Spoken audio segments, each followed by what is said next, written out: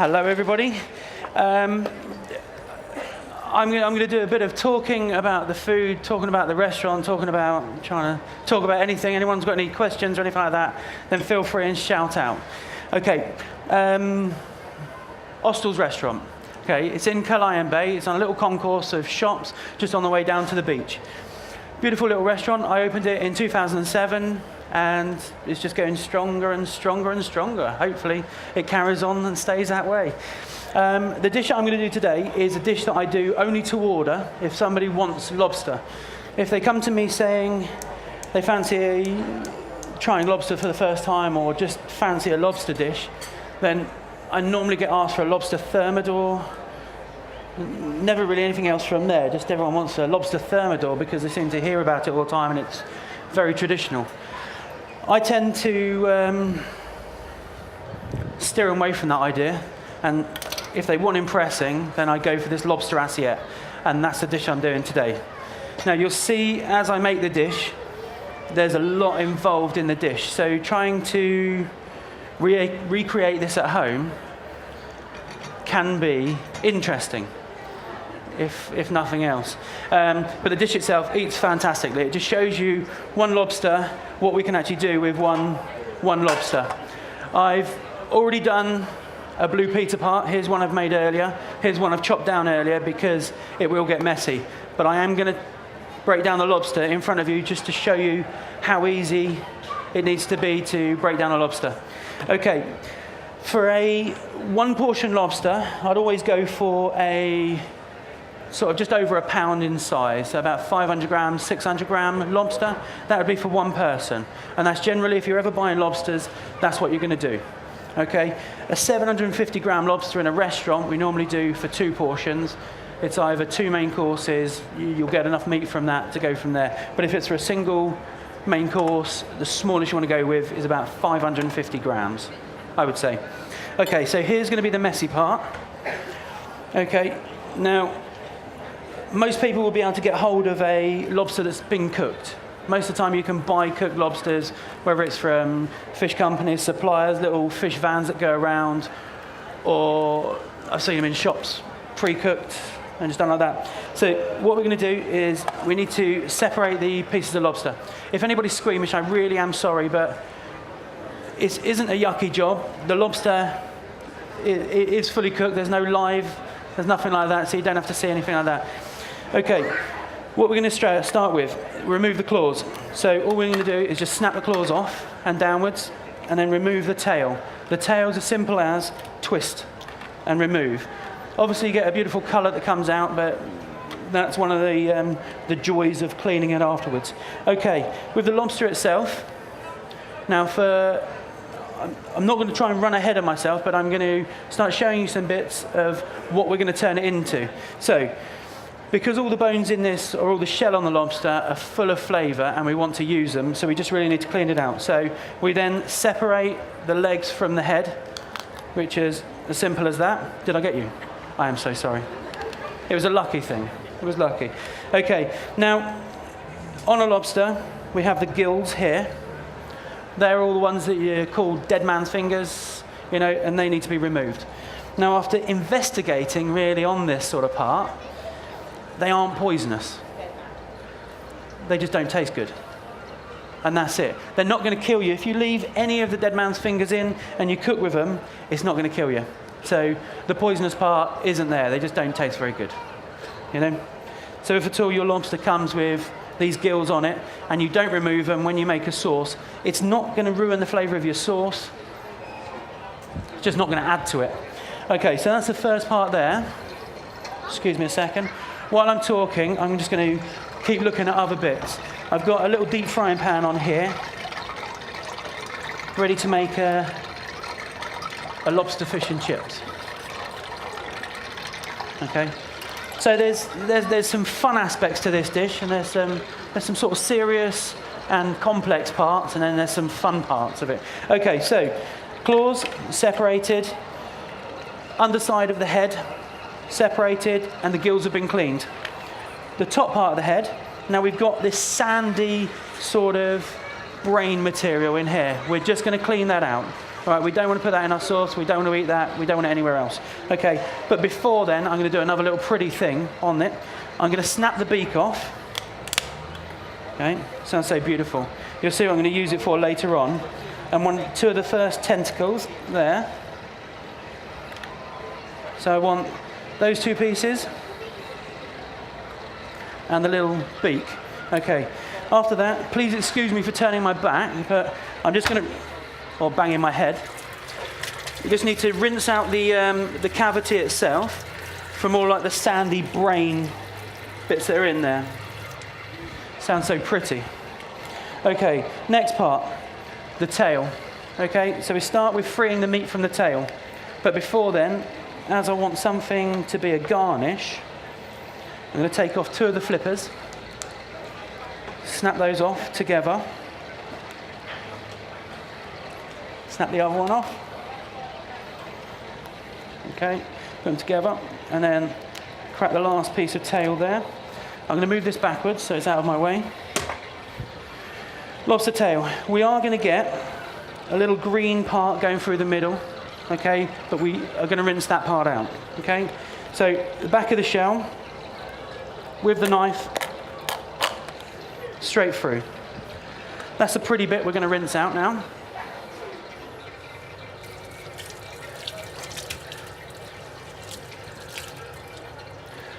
We are only rinsing it and not soaking it, and that's an important thing. We don't want the lobster to be, any of the sweetness of the lobster flavour to be washed away, so we don't want any of that.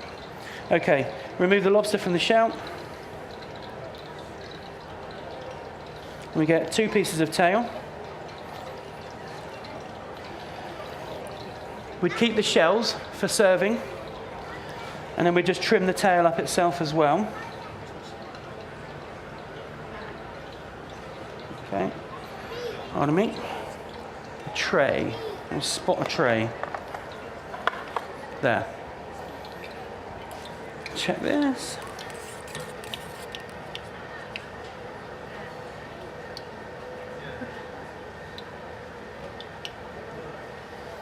Very nearly.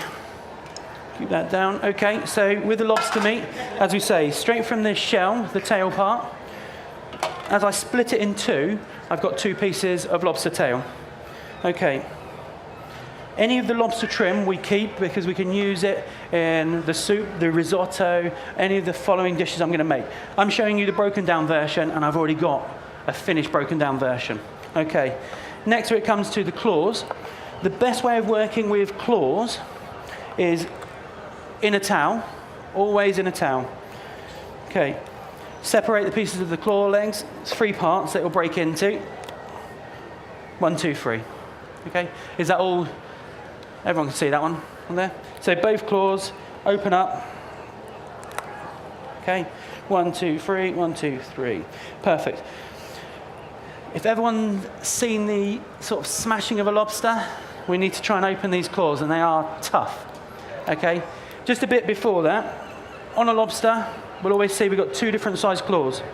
One's a sort of cruncher and breaker, and the other one's the cutter. This one's got very sharp, sort of like a saw action on there, and this one's very blunt, but very strong. Okay, on there. Noisy. It will go. The key is to hit it firm enough to break it, but not too firm to actually just smash the lobster meat to pieces. Okay, so we've got a broken lobster claw. What I want to do is try and open that up very carefully. Again, that's not very carefully. Okay? Again, what you're trying to do is open it to free the meat. See, it's always typical, isn't it? On stage, you're trying to do something very carefully, and it comes out perfectly as one claw. On stage, it doesn't. You know? So that, sometimes you'll find that the lobster claw will stick to the inside, and all you need to do is just free it to release the meat. Okay, same part there.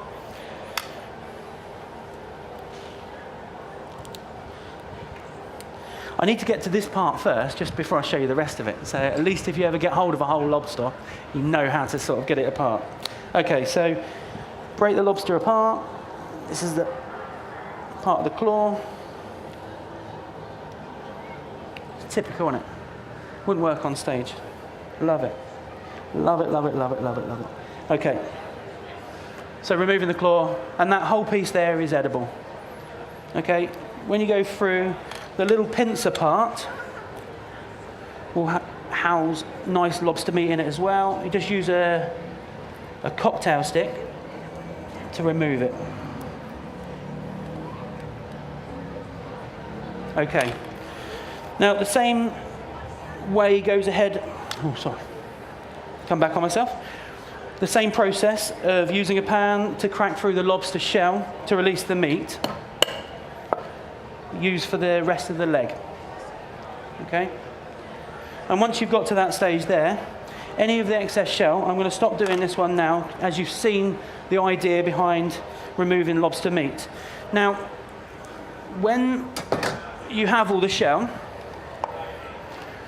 we get the Blue Peter part of, here's one I've done earlier. Okay, and we get all the lobster shell that's empty. We start breaking the lobster shell down to release any inside meat. So we go from there and then just chop it down. This releases any meat that's now on the inside of the lobster legs there. Okay? Now with those bones, I've kept those bones really to explain to you about like a lobster bisque, a lobster sauce. Okay, now what we do, we start with a fish stock, cream, and the lobster shells, brandy, and some aromatic vegetables. Okay, these normally consist of shallots, celery, carrots, and fennel.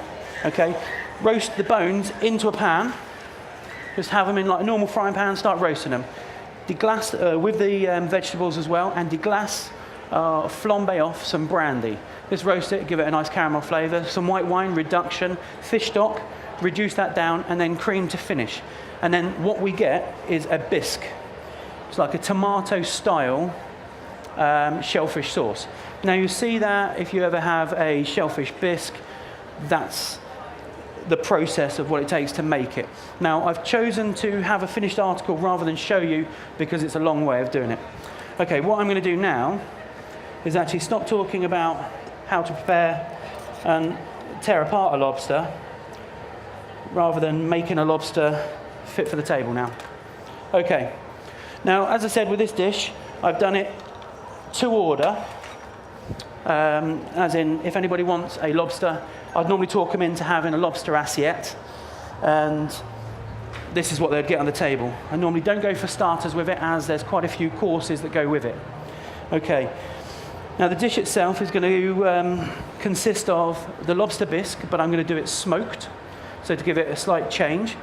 We're going to do the lobster fish and chips.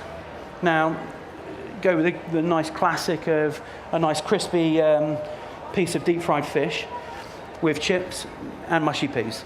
Okay, we're going to do a risotto. So starting with a pre-cooked risotto base using the bisque and chopped lobster to go through. We're going to do a scrambled egg. I believe scrambled egg and fish works really well, but I'm going to do that with Baileys as well. A weird little change on it. It works really well. And I'd always say to people, I've done wedding breakfast and things like that. Everyone goes for smoked salmon and scrambled egg. Lobster and scrambled egg with Baileys, much, much better than smoked salmon and scrambled egg and champagne. Much nicer. You know, that may be a bit harsh to some, I'm sorry, but you have to try it. A lobster thermidor, so we're going to go for the classic dish of lobster thermidor, and then we're going to finish off with a lobster cannelloni, so a pasta dish. Okay, so with all this in mind, we'll start cooking. Then you'll see, I'm going to try and make the dish as pretty as possible. I've got two beautiful glass plates over there that I use. Okay, and I'm going to explain everything as I go along. Okay, lobster cannelloni. Now, as much as I couldn't make the whole dish, the lobster cannelloni here, what I've got is my pasta sheet, a little pasta square, filled with a mousseline that's had chopped lobster meat stirred through it. Straight like that. And then all I'm going to do is steam these. Okay, so I've got my setup steamer here. This is going to be to reheat. They need about 4 or 5 minutes to reheat. Okay, now, the next part of the dish is we're going to do start warming the lobster risotto. So I've got a pre-cooked lobster base which in it is going to go a few spoonfuls of lobster bisque.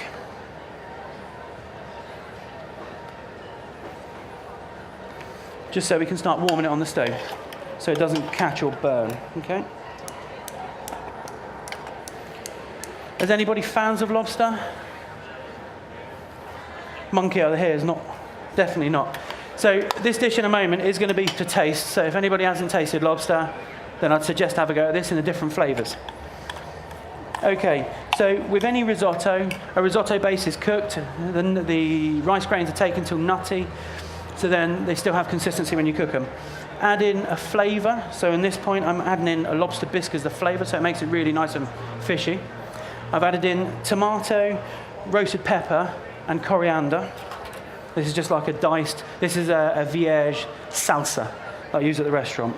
Okay, so we're just going to stir in some of that.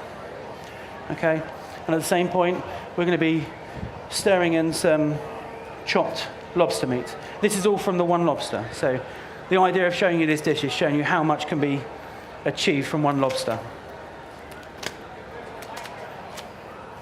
Okay, so as it starts warming, we don't put the lobster in until the end, so we don't want to overcook the lobster in any way and make it chewy. We want to keep it nice and fresh. Okay. As you see, I keep checking the temperature of this deep fryer. I don't want it to explode and I don't want it to be too cold. Nearly there. Okay, on the next fashion, so we're steaming the cannelloni. We're going to make the soup next. For the soup part of it, the bisque style. Let me think of where we are. Lobster there. What we're going to do now, actually, so I'm going to jump back, we're going to make a thermidor. So in any idea of the thermidor, has anybody had lobster thermidor? So lobster thermidor is a white sauce with cheese and mustard. Really all it ever is. So it's fish stock. Normally in anything you work with on this, it's a fish stock, a reduction of fish stock. It's working with shallots, celery, fennel, reduce with white wine, reduce down. Add fish stock, reduce it even further. So that's a straight fish stock. You can buy one at the supermarket or anything like that. And then once the stock is reduced by half, you add double cream. About the same quantity of stock that you've got in the pan, add double cream and reduce that down. That is a straight plain fish sauce. Now that's what I have here. Okay. Now what I'm going to do is I'm going to add that to the pan. It's going to be a bit warm. Okay. Now bring that back to the boil, as you see. What I do to that is add a spoonful of English mustard. Right, stir that in.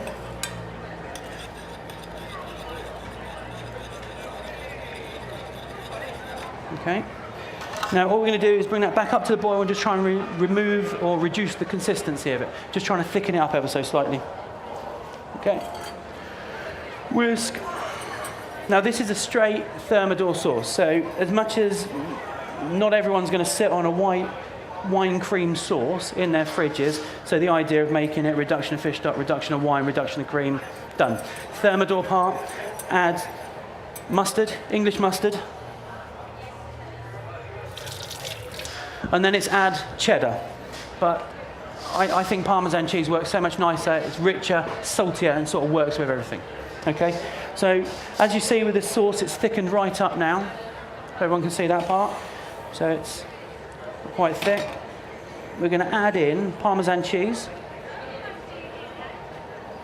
Okay, and as that's up to the boil anyway, the Parmesan cheese is just going to melt. So I'm going to turn that off the heat. Okay, stir it in, and that now is your thermidor sauce. Okay. And with lobster thermidor goes through the oven. The lobster goes through the oven, under the grill, sort of thing. You warm it up on the sauce. Sorry. So with my lobster shell, so that was the tail piece that I used, the two halves of tail. As you've seen, cleaned and trimmed, and the trimmings we're using for the rest of the dishes. So with the piece of shell, it goes back.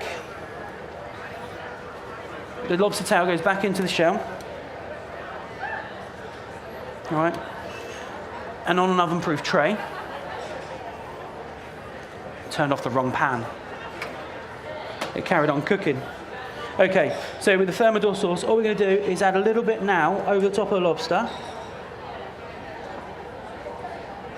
Not too much, because we're going to finish it with some of the last part of the sauce just before we serve it. Okay, so then that goes into the oven. Okay, the cannellonis have had about 4 minutes now, so they're going to be sufficiently hot. So all I've got here is just a simple steamer. So this could go into a pot of water, or if you have the chance of having a steamer, just warm back up in there. So cannellonis are done there. All right. I'm going to move this equipment. Okay, I bought this piece of equipment a while ago, and it works really well on stage and as an extra pair of hands in the kitchen. It's called a Thermomix. It's a liquidizer, cooker, blender, and everything else. You know, an ice cream maker. It's, as much as it sounds strange, it's an ice cream maker. I'll pull myself back on that statement. It doesn't churn ice cream, it doesn't have a refrigerator part, but it's that powerful that you make an ice cream base or a sorbet base, freeze it, break it up into cubes, and just drop it through the top. But it's that powerful to churn it and make it smooth. So you could actually have the chance of making ice cream at home with one of these. Okay, now what I'm going to do on here is have a play with the lobster sauce, the lobster bisque. This is a soup, but what I'm going to do now is smoke it. Okay, so this is where we're going to have a little play on this one. This shows I've got too many toys and too many gadgets, but this works. So the bisque goes into the blender. All right. I'm going to put a little bit of the white wine sauce in. Okay.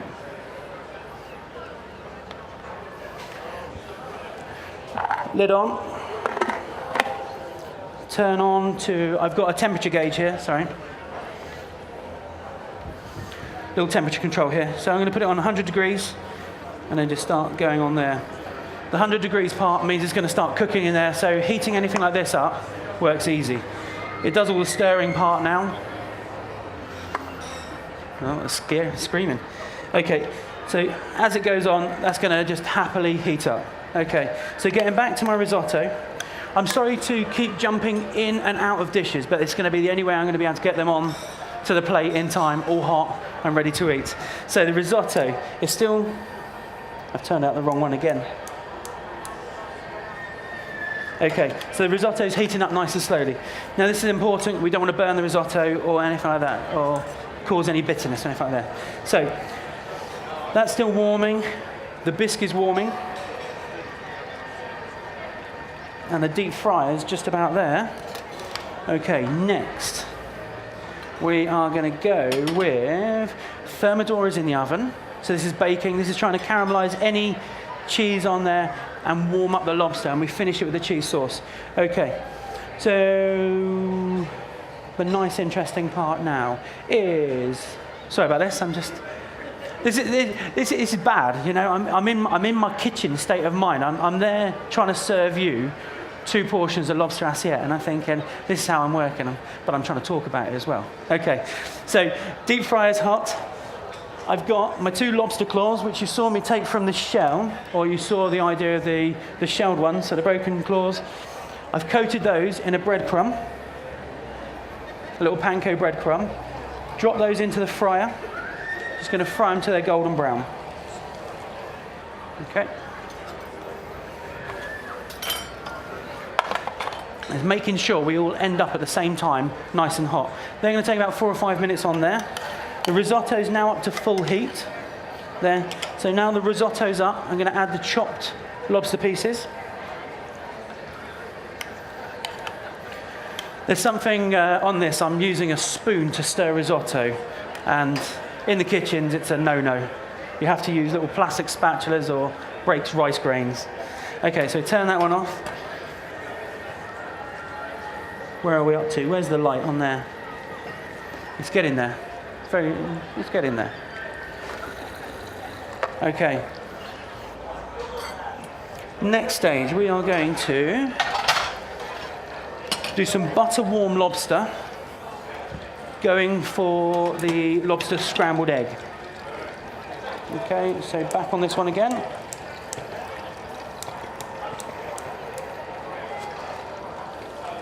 Not working. Not working. Not working. That one is. Okay. Lobster claws out.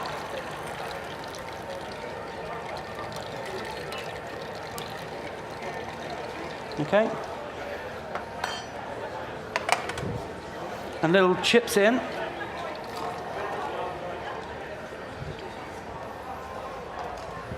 Okay. Lobster bisque is nearly coming up to heat. They're going to take a couple more moments. Going to heat a little pea puree, so the mushy peas. So we got that, and that's heating up now, nice and slowly. Everything seems to be nice and slow, doesn't it? It's unfair that when you're waiting in a restaurant. Okay, pea puree heating up. That is done. This is the one gadget that I was talking about. It's quite a nifty little thing for smoking. Okay. Now, if ever you're smoking, cold smoking, hot smoking, anything like that, smoking fish, I do it with cooked mussels. It's a little smoking gun. Now, the idea of it has a little fan in there. You light. I'm trying to show it here as it comes up.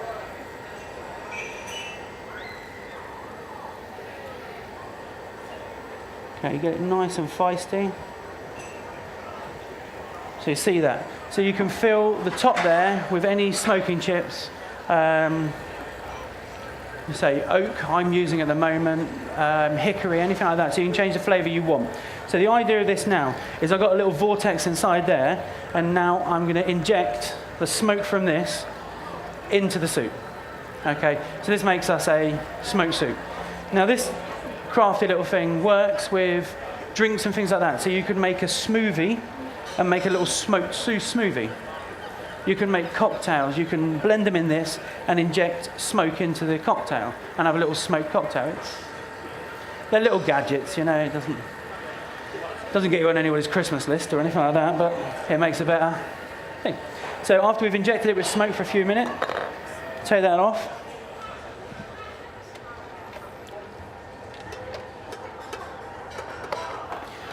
I do these sort of things as there's little wow factors to the dish, so it's not just a two-dimensional dish. It's really three-dimensional when you really look at it and think, okay, it's going to be fun to eat.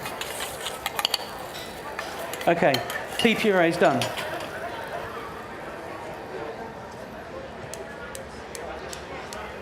Okay, heat that up again. Another pan, a little bit of butter. Now this is one of my favourite parts of the dish. This is butter warmed lobster with scrambled egg and Baileys. Okay, and what I do with that is I've just got a little bit of butter in the pan, and I'm just going to put in the lobster there. And all I want to do is warm this now. So there's nothing magical about this one. This is just warm lobster in butter. No tricks, no nothing. Okay, the important thing is you don't do anything other than just warm it. That's all this wants to be, just warmed through, so it doesn't go tough. You're really working on the sweetness. Okay, chips.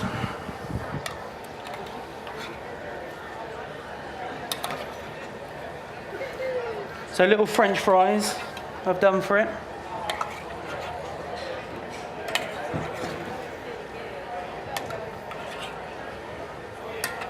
And this is one of those, I don't know, can you say it decadent? Is it a decadent meal, this one? Or the decadent part? Lobster, fish and chips, you know, you have haddock, cod, pollock, everything, but who has lobster? You know? Anyone who orders it at hostels, you know? That's right. So that's warm now, butter warm lobster. This is all going to make sense, you know? This is all coming together. Okay, next pan, straight in the middle. Again, I'm making scrambled egg now. Scrambled egg. The correct way of making scrambled egg isn't blend the eggs with milk or cream with salt and pepper. You don't do that. You just don't do that straight away. Okay? The salt will start breaking down the eggs. It'll make them chewy and slightly rubbery. So go with just straight eggs as they are now. Just whisked eggs. A little knob of butter.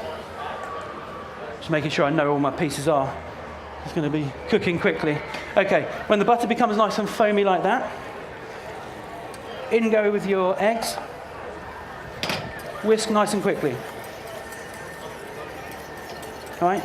The point where it still looks like slightly wet, take it off the heat, add a little bit of butter, a little bit of double cream, there. Both of these are stopping the eggs from cooking any further, okay?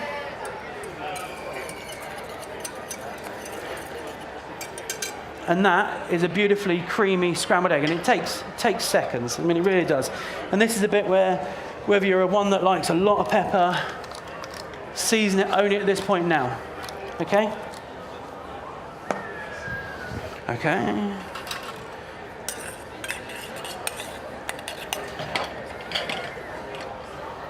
Okay.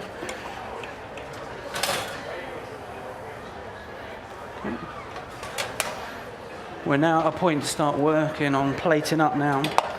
Okay, so we have a smoked bisque. Okay. Add some seasoning to that.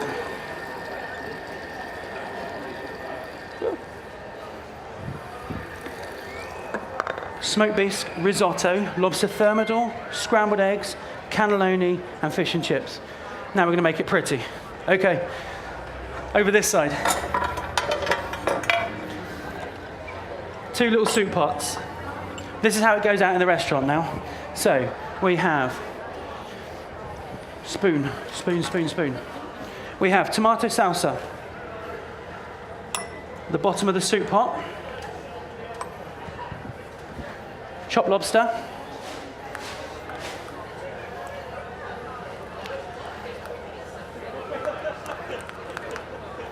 Into the soup pot. Oh, good man. Shows you I'm not used to using this. Okay, so soup. So from here, as you can all see, it's all boiling and it's steaming, it's all going through. So, lobster bisque, smoked lobster bisque. If you can smell it from the front. So it all... Okay, lobster bisque into the soup pot.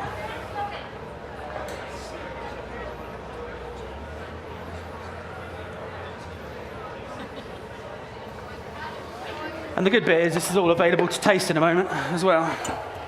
Okay, so lobster bisque. Little soup top on. Fish and chips. Pea puree. On the plate. On top of that, we've got our little crispy lobster claws. And a little pile of chips. So decadent fish and chips, you know, that's worth the money already, just on that part there, if I say so myself, you know. Okay, 2 little saucepans. Risotto, this part, okay.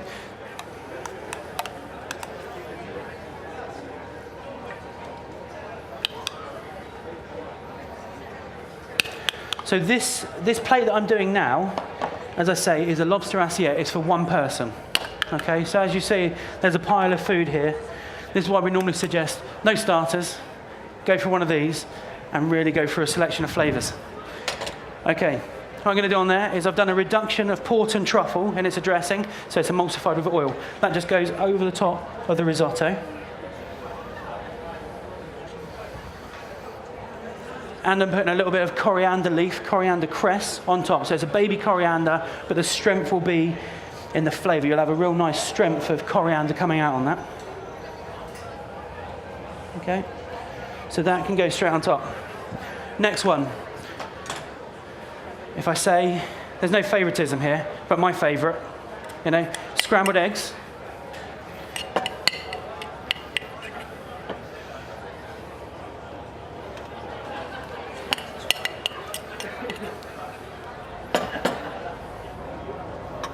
That's scrambled eggs and butter warmed lobster. So then the thing I didn't do with this, no, I did, I seasoned it. should be automatic to someone like me, you know. Okay, so butter warm lobster, straight on top, with some of the butter as well. Okay, next one, cannelloni. So that was the steamed lobster cannelloni.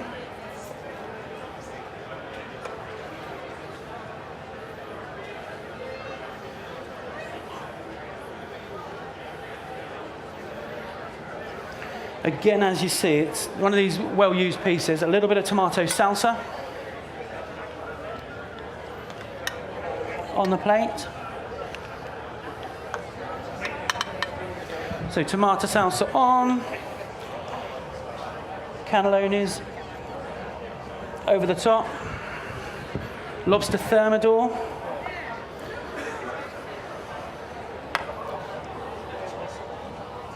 So then there's a little nod to the traditional side of the dish. So the thermidor's the traditional side.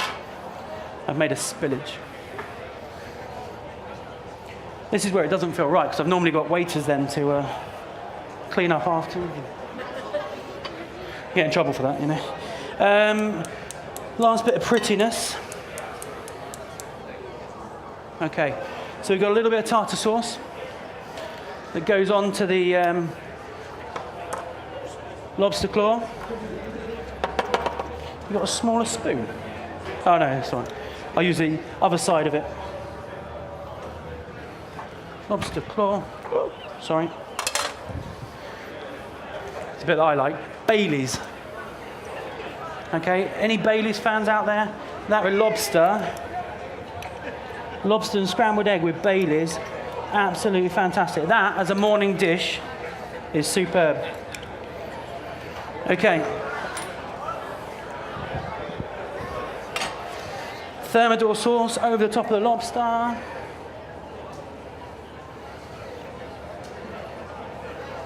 And hopefully the last bit of chefing prettiness I can do is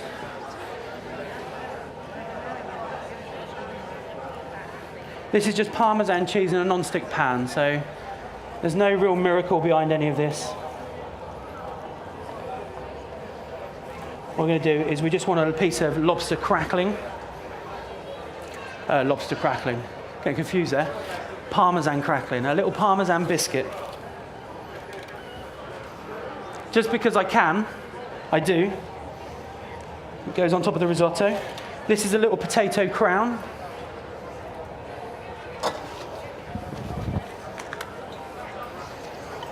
Okay, and that, apart from waiting for these lobster Parmesan biscuits, that is lobster assiette. Now, is that going to be a dish worthwhile for Great British Menu next year? Yeah.